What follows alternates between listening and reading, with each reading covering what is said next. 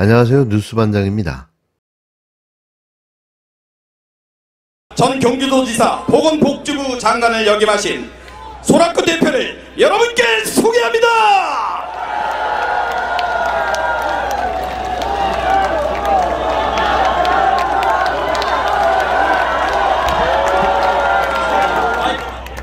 존경하고 사랑하는 광명시민 여러분,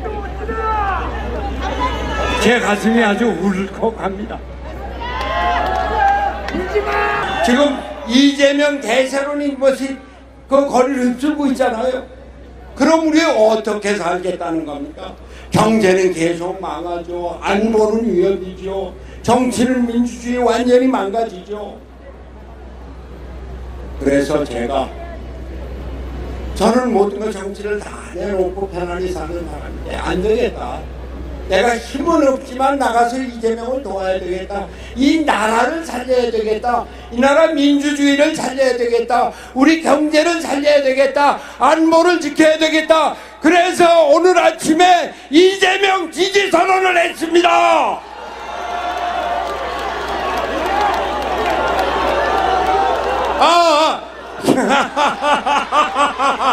김문수 지지 선언을 했습니다. 김문수!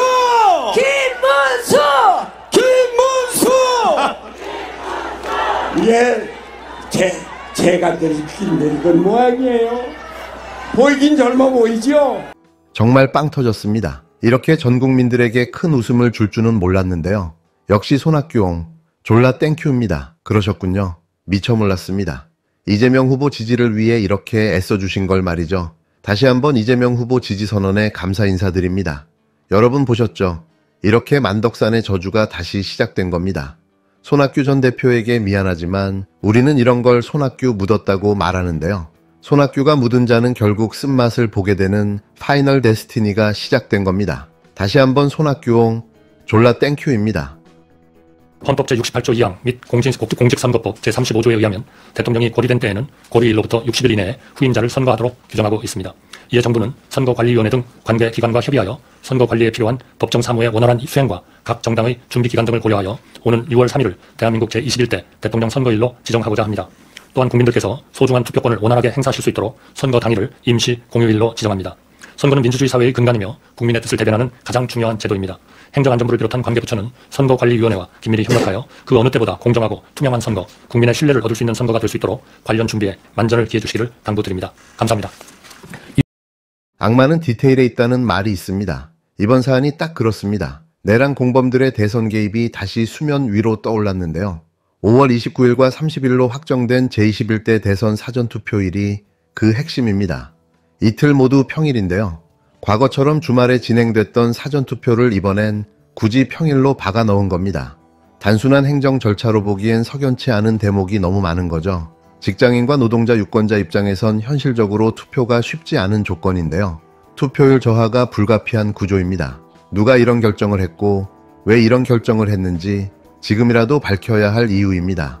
현재 대통령 권한대행은 이주호 부총리 겸 교육부 장관입니다. 그러나 문제의 사전투표일 평일 지정은 한덕수가 권한대행이던 시절에 이루어졌는데요. 윤석열 파면 이후 한덕수는 대통령 권한대행으로서 용산에 앉아 있으면서 그 시점에 내란 공범의 본색을 여실히 드러낸 셈입니다. 윤석열을 비호하고 계엄령을 묵인했던 인물이 이번에는 선거 방해 정황까지 남긴 건데요. 사전투표일 평일 지정은 단순히 날짜를 정한 문제가 아닙니다. 특정 계층의 투표를 사실상 제한한 중대한 민주주의 훼손인데요. 한덕수는 권한대행직에서 물러나며 이후 국힘당 대선 후보 경선에 나섰다가 탈락했습니다. 지금은 물론 자연인 신분이지만 직무 수행 중 저지른 결정이기 때문에 책임을 피해갈 수는 없는데요. 아무리 생각해도 이번 결정은 투표권 침해이자 선거 공정성 파괴라는 평가를 피할 수 없습니다. 25일 일요일까지 6일 동안 재외국민 투표가 진행됩니다. 26만 명에 이르는 재외국민께서 투표를 신청하셨다고 합니다. 12.3 내란으로 무너진 고국의 민주주의와 헌정 질서를 저 멀리 이 만리에서도 함께 일으켜 세우겠다는 의지가 모인 것 아니겠습니까? 26만 재외국민 여러분 감사합니다. 꼭 투표해 주시기 바랍니다. 국민 여러분 5월 29일과 30일 사전투표도 꼭 기억해 주십시오. 이번 사전투표는 평일인 목요일과 금요일에 진행됩니다. 주말이 아닌 평일에 진행되기 때문에 국민 여러분께서 불편하실지도 모르겠습니다. 하지만 주권자 국민 여러분의 한 표 한 표가 민생을 살리고 대한민국을 살리는 힘 아닙니까? 투표로 내란 종식, 투표로 경제 회복. 29일, 30일 사전투표를 일찌감치 달력에 적어주고 꼭 투표해 주시기를 바랍니다. 특히 노동자와 직장인 유권자들에게 불리한 조건을 만든 건데요. 이에 여론도 들끓고 있습니다. 시민들은 사전투표 평일 지정에 대해 노동자는 투표하지 말라는 거냐는 격한 반응을 보이고 있는데요. 일부 기업은 연차장려나 투표시간 보장 조치에 나서고 있지만 이런 땜질식 대응으로는 본질적인 문제가 해결되지 않습니다. 이제 남은 건 철저한 진상규명입니다. 누가, 왜, 어떤 논리로 평일 사전투표를 결정했는지 국민 앞에 소상히 밝혀야 합니다. 이는 단순 행정이 아니라 정치적 기획이자 민주주의 훼손이기 때문인데요. 한덕수는 탄핵된 윤석열을 끝까지 비호했던 핵심 인물입니다.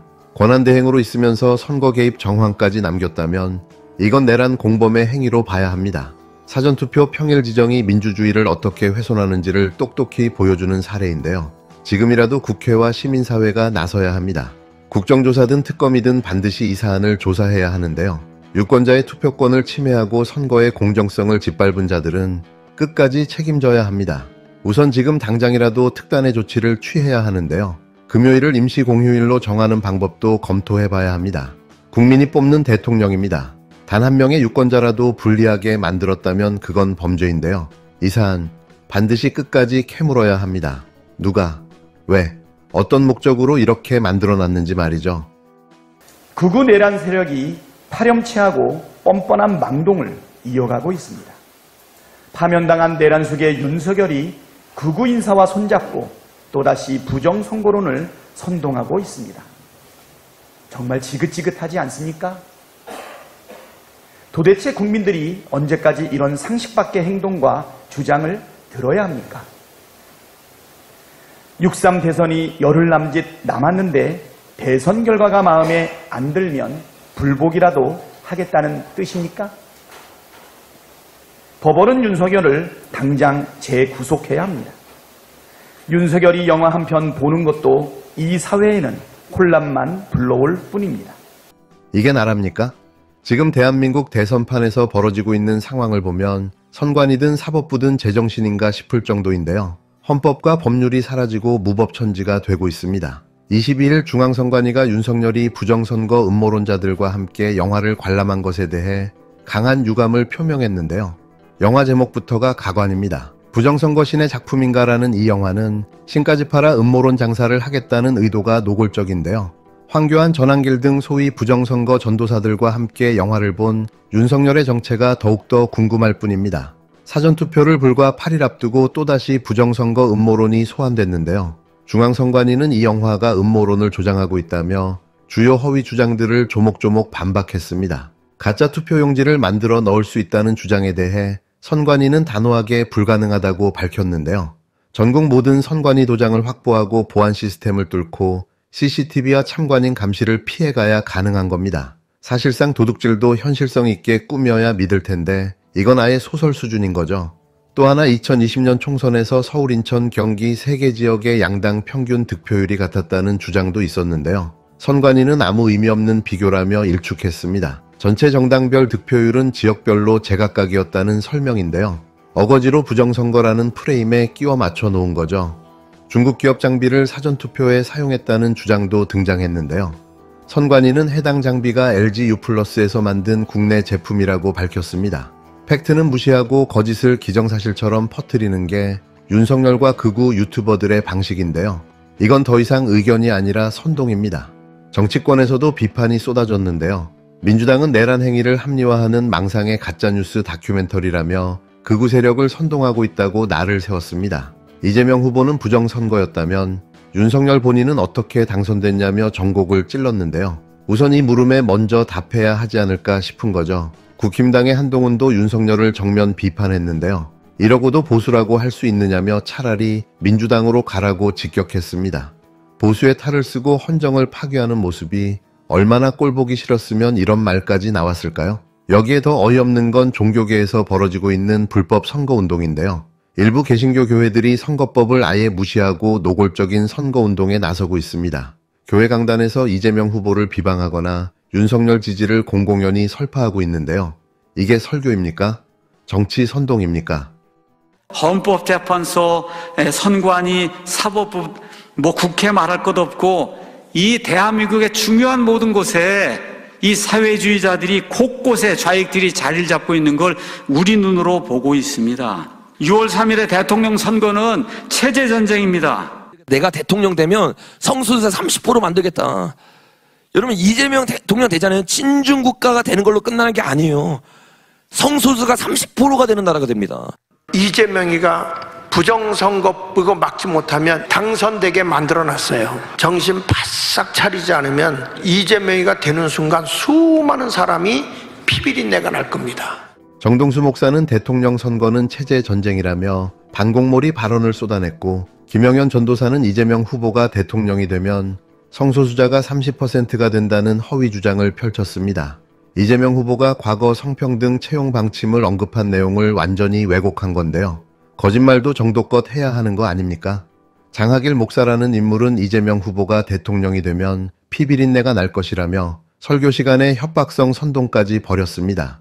공직선거법은 종교시설에서 특정 후보를 지지하거나 비방하는 행위를 엄격히 금지하고 있는데요. 그런데도 선관위는 여전히 손 놓고 앉아 있습니다.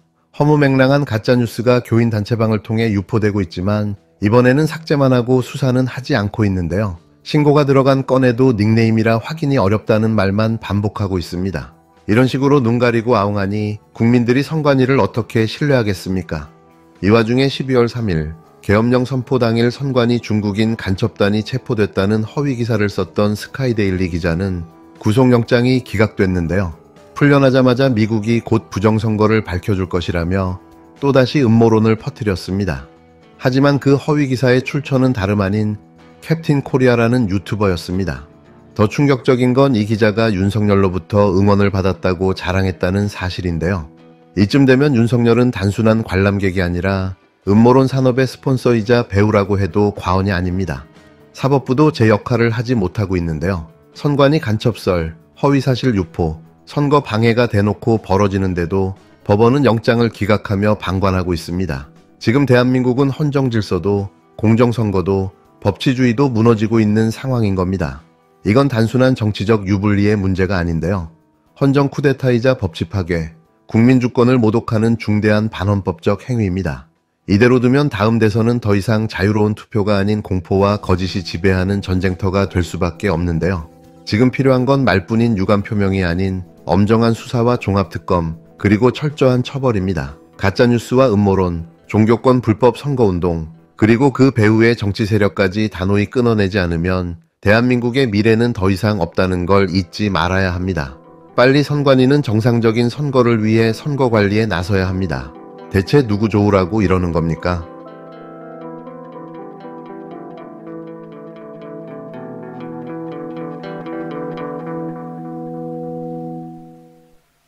네, 오늘 저희와 함께 좀 깊게 들여다볼 자료들은요. 다가오는 한국 대통령 선거 관련해서 여러 논란들, 또 사건들을 담고 있습니다. 이게 단순 해프닝 같은 것도 있고, 또 선거 공정성 자체에 대한 좀 심각한 문제 제기까지. 정말 뜨거운 이슈들이 많더라고요. 그래서 이 복잡한 정보들 속에서 저희가 핵심 내용이랑 그 의미를 좀 명확하게 짚어보려고 합니다. 네. 그 보내주신 자료들 보니까요. 이게 그냥 표면적인 사건들 너머에 좀 더 깊은 우려나 주장들이 깔려 있는 것 같아요. 전직 대통령의 행보라던가 아니면 투표 절차의 공정성 문제? 또 선거 과정 자체에 대한 어떤 불신 같은 거? 예. 그런 민감한 쟁점들이 막 얽혀 있더라고요. 하나씩 좀 차근차근 따라가 보죠. 근데 이런 분위기 속에서 훨씬 더 좀 구조적인 문제로 지적되는 게 바로 이 사전투표일 지정 논란 같아요. 선거일 자체는 6월 3일 임시 공휴일로 정해졌는데 사전투표일이 목요일, 금요일, 그러니까 평일로 지정되면서 좀 시끄러워졌어요. 맞습니다. 그 자료에도 나와 있듯이 이 결정이 한덕수 씨가 대통령 권한대행 시절에 이루어졌다 이렇게 명시가 되어 있고요. 가장 큰 쟁점은 역시 평일에 하는 사전투표가 과연 모든 유권자의 투표권을 제대로 보장할 수 있겠느냐, 바로 이 부분인 거죠. 네, 특히 뭐 직장 다니시거나 아니면 생업 때문에 바쁘신 분들은 투표 참여가 좀 어려워지지 않겠냐. 그래서 결과적으로 투표율을 좀 낮추려는 의도가 있는 거 아니냐. 이런 비판이 상당히 거세요. 자료에도 보니까 노동자는 투표하지 말라는 거냐, 뭐 이런 격한 반응까지 인용되어 있더라고요. 네. 그래서 이 결정 배경이 뭐냐, 의도가 뭐냐 좀 명확하게 밝혀라, 이런 요구가 점점 커지고 있습니다. 일부에서는 아예 그 금요일을 임시 공휴일로 지정하는 건 어떠냐, 뭐 이런 보완책까지 거론하면서 투표권 보장을 촉구하고 있고요. 이게 단순한 행정 절차 논란을 넘어서 선거의 공정성이라는 우리 민주주의의 아주 근본적인 가치 문제로 번지고 있는 그런 양상입니다. 선거 공정성 문제에 대한 의구심이 또 파면된 윤석열 전 대통령 행보하고 맞물리면서 더 커지는 것 같기도 해요. 그 부정선거 음모론 다룬 영화 있잖아요. 부정선거, 신의 작품인가. 이걸 관련 인사들하고 같이 봤다는 사실이 알려지면서 또 파장이 일고 있네요. 네. 그러자 중앙선관위는 바로 반박 자료를 냈습니다. 자료에 따르면 선관위는 그 영화에서 주장하는 내용들, 뭐 예를 들어 가짜 투표용지를 넣었다거나 특정 지역 득표율 통계를 왜곡했다, 중국 장비를 썼다, 이런 주장들이 현실적으로 거의 불가능하거나 아니면 근거가 좀 희박하다 이렇게 지적하고 있어요. 예를 들면 투표용지 위조 같은 경우는요, 전국에 수만 개나 되는 투표소에 선관위 직인을 다 똑같이 만들고 온갖 보안 시스템, 감시망 이걸 전부 피해야 하는데 이게 사실상 가능하겠냐는 거죠. 그렇죠. 정치권 내부에서도 비판이 꽤 나오더라고요. 이재명 후보 같은 경우는 부정선거였으면 본인은 어떻게 당선됐냐 이렇게 되물었고, 또 국민의힘 한동훈 씨도 이러고도 보수라고 할 수 있냐 이렇게 좀 강하게 비판했다는 내용이 자료에 실려 있습니다. 전직 대통령의 행보가 계속해서 정치적 논란의 중심에 서는 그런 상황이군요. 네. 근데 여기서 그치지 않고 일부 종교계에서 좀 노골적으로 선거에 개입하려는 그런 정황까지 자료에 나와 있어요. 특정 후보, 그러니까 이재명 후보를 비방하고 다른 후보, 윤석열 후보 지지를 막 공개적으로 밝히는 걸 넘어서서요. 뭐 대통령 선거는 체제 전쟁이다. 이재명 당선되면 성소수자 30% 국가된다. 이런 허위 사실을 유포하거나 심지어 피비린내 날 것 같은 협박성 발언까지 나왔다고 하네요. 와, 이건 뭐 명백하게 공직선거법 위반 소지가 있어 보이는데요. 근데 자료를 보면 선관위 대응이 좀 소극적이다, 이런 비판도 같이 나오고 있어요. 게다가 예전에 선관위 관련해서 허위사실 유포 혐의 받았던 기자가 있었는데 구속영장이 기각돼서 풀려나고, 근데 그 기자가 또다시 음모론을 퍼뜨리고 있다. 그리고 이 과정에서 윤 전 대통령 응원을 받았다고 본인이 언급했다. 뭐 이런 내용까지 더해지니까 아유, 사법부나 선관위 역할에 대한 불신도 좀 깊어지는 것 같네요. 네, 맞습니다. 오늘 저희가 살펴본 자료들이 결국 다가오는 선거를 둘러싸고 지금 얼마나 많은 논란과 우려가 교차하고 있는지를 아주 압축적으로 보여주고 있는 거죠. 뭐 사전 투표일 문제에서 시작해서 부정선거 음모론이 퍼지는 거, 또 종교계의 불법 선거운동 의혹까지, 이게 단순히 그냥 개별 사건이 아니라 선거 시스템 전반의 어떤 공정성, 신뢰성 자체에 대한 근본적인 질문을 던지고 있는 상황입니다. 그렇습니다. 참 여러 주장과 반박이 엇갈리고 있는데요. 결국 우리가 주목해야 할 지점은 유권자의 소중한 한 표가 온전히 행사될 수 있는 환경이 보장되느냐, 그리고 그 과정이 투명하고 공정하게 관리되느냐, 이거겠죠. 오늘 저희가 다룬 이 자료 속의 여러 논란들, 의혹들을 접하시면서 여러분께서는 지금 한국 사회가 마주한 이 상황의 본질이 과연 무엇이라고 보시는지, 그리고 정말 흔들림 없는 민주주의를 위해서 우리가 가장 중요하게 지켜내야 할 원칙은 무엇일지 잠시 한번 생각해 보시는 것도 의미 있지 않을까 싶습니다.